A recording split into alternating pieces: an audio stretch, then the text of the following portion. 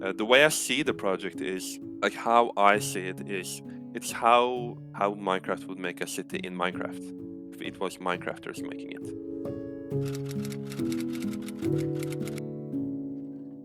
When you first generate a new Minecraft world, do you ever plan on keeping it forever? Maybe your goal is to beat the Ender Dragon, reach the end game, or fill it up with builds and farms. Think back to your first ever Minecraft world. Do you still have it? Maybe you're a part of the small minority who still play in their very first world.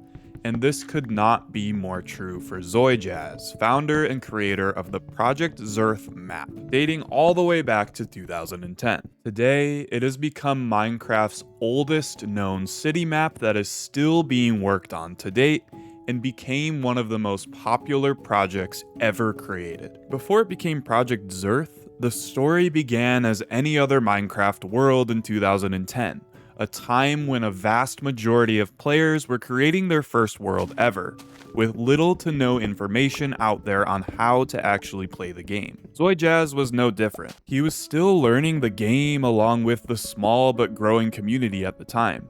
He began an alpha world like any other, punching trees, avoiding mobs, and building some classic looking buildings.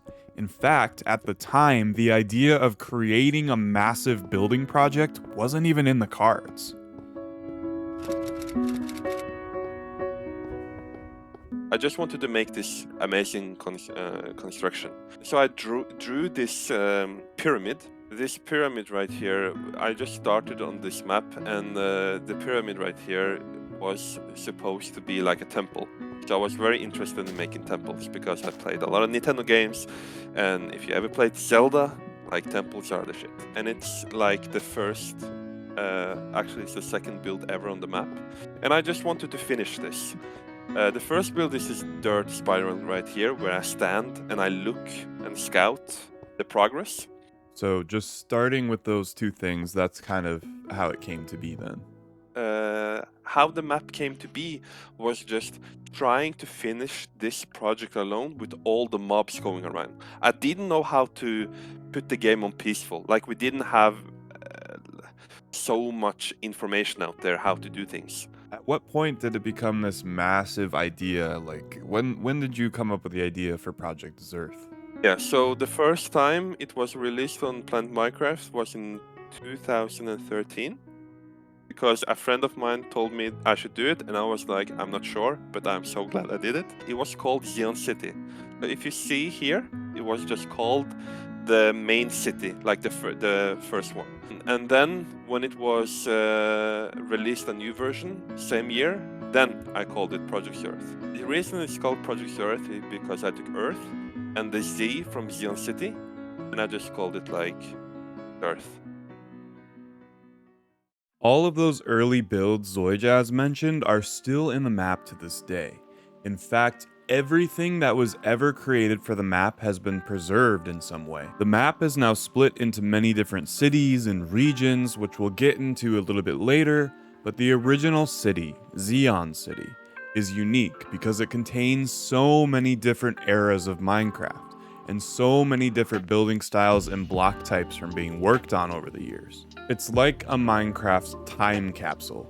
But Xoyjaz didn't do all of it alone. After Zeon City was first posted on Planet Minecraft in 2013, Xoyjaz worked to join the map-making community and get his name out there, and the map ended up making it to the front page of Planet Minecraft soon after it was posted.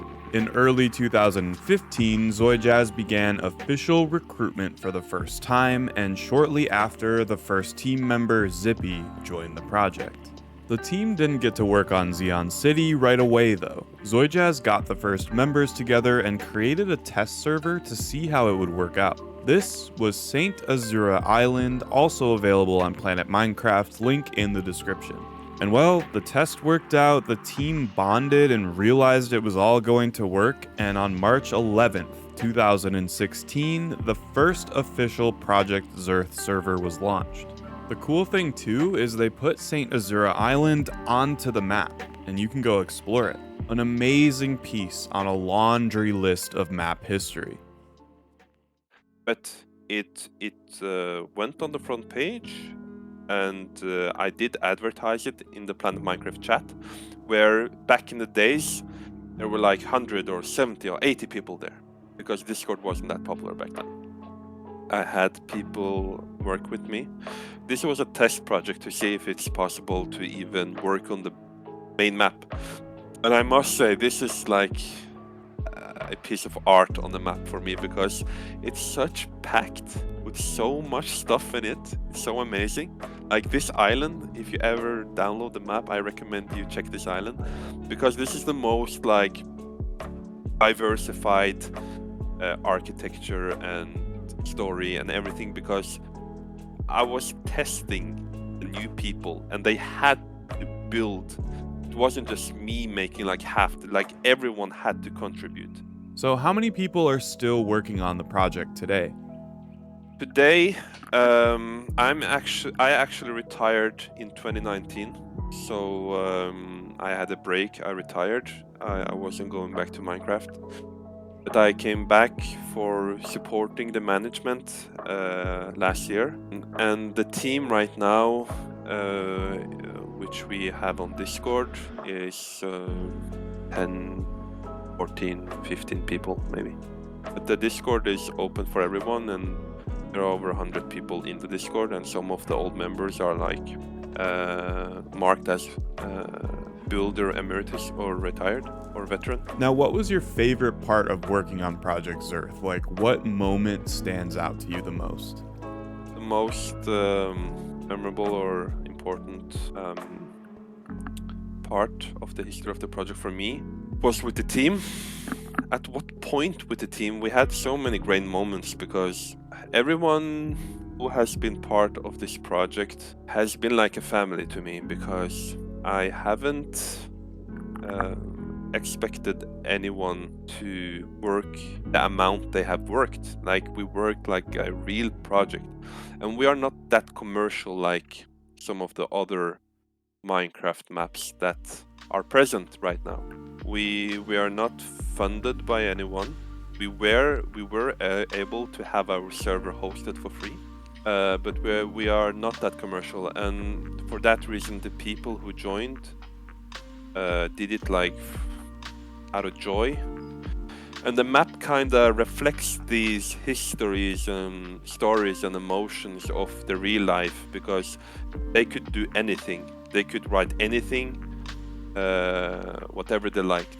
And when everything matches together at a time where we celebrate, that really is one of the most memorable moments.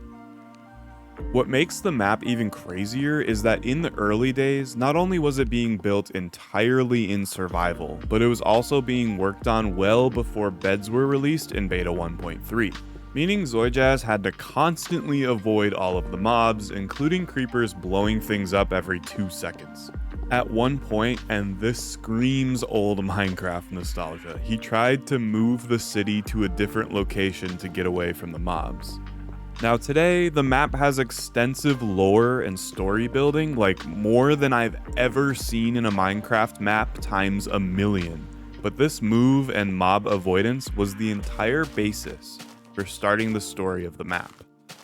Mobs were everywhere, blowing up stuff, and it was really hard. So what I did was I thought if I just go far, maybe there are not mobs there. Like I was 16 years old. That's what I thought. So I thought, like, this place is doomed. So let me go to this place, this place right here. Like I tried to go as far as I could and like do zigzag through the forest and stuff and just get away. Maybe they couldn't find me. For some reason, like the mobs didn't spawn that much, and the reason why is it's ocean here. So you cannot see that many mobs compared to here, because you have all this with the winterland, and maybe it's ocean here, but it's less ocean compared to here. So the lore in my book that I have written with the help of others and based on the project, it starts right here by saying that there was some kind of people arriving to this land the heart of the map right here. New people, they're starting to build temples for their god, like Notch. Notch was their god. And they were then attacked by mobs. So the mobs were in war with the people here. And that's how a part of the book is actually called the Mob War. It basically spans the time it took for me to understand I could put the game on peaceful. That's the Mob War. And we made a football stadium and made it like more entertaining to be here, because during the war there was tragedy, creepers blew everything up, and we had soldiers fighting in this city while the families and children, everyone was in this city, and they were like trying to ignore what was happening by maybe using the time on football or entertainment so that they didn't get depressed from the war. Did you, before creative mode, were you gathering every block, or were you Yeah, you using had some to. sort of mod? Oh, you were doing it all in survival? Yeah, you had to do it. Like there was no way. I Wow. did that for a year.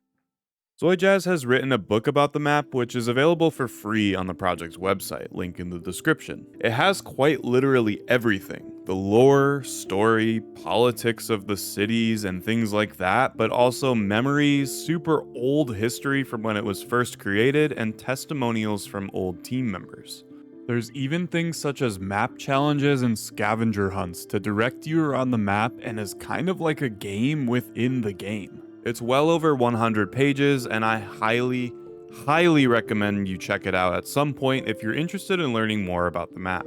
I could make an entire video on the lore and story building alone. It's absolutely unbelievable. Today, there are 3 regions and over a dozen individual cities with detailed maps for each in a public Google Drive I've linked below. There's also a rail system that connects everything together, and it's fully detailed and looks so cool in the cities. Each major city also has an underground subway system with a map for each. I can't even begin to describe to you how massive this map is. Like, exploring all of those regions and cities would take literal years to do. And not only is it spatially massive, but it's detailed. Every single building has a fully designed interior. Every single one. Like, just exploring the outside of the map would take forever, let alone the insides of the buildings. I am not even exaggerating when I say I've never seen anything like this before, and I've been playing the game longer than some of you watching have probably been alive. One moment that came up in our interview that I really want to highlight, and this is documented in the book, there was a time in 2011 where the map was almost deleted due to Xoyjaz working on the first parts of the map on a school computer. However, a CD of all things saved the map. So what I did was I had to give back the laptop at the school end, and so they deleted everything. Like everything on the computer gets deleted when you hand in your computer, and then you get it back in the start of the semester. I'm so lucky. I don't know why, but there was a CD in the computer that had saved the map. I didn't save it. I didn't have a laptop. I didn't have anything to save it on. But I found this and I put it in, and then you can see here, these are the files. Oh, I found my map back again. So I was very lucky for that. That is crazy. The project is, of course, still ongoing, and applications to become a project builder are officially live as of this past weekend. So if you're interested in applying to be a builder on the project, head over to the link below. Also, anyone can join the Project Zearth Discord community. It's linked on their website as well as in the description. The next project release, map version 15, is set very soon, so stay tuned and be sure to follow the project blog for the most up-to-date information. I seriously cannot vouch for this map and this community enough. There is an amazing group of people working on this, and we only covered a small part of what's available in this video. If you enjoyed it, let me know down in the comments below, and please go give Xoyjaz and his crew some love on the website and Discord. Tell them all that Ryan sent you. Special thanks to Xoyjaz for the interview. and to all the great people working on this project, past and present. And as for all the viewers at home, I love you all so very much. Always reach out if you need anything, and I'll see you in the next one.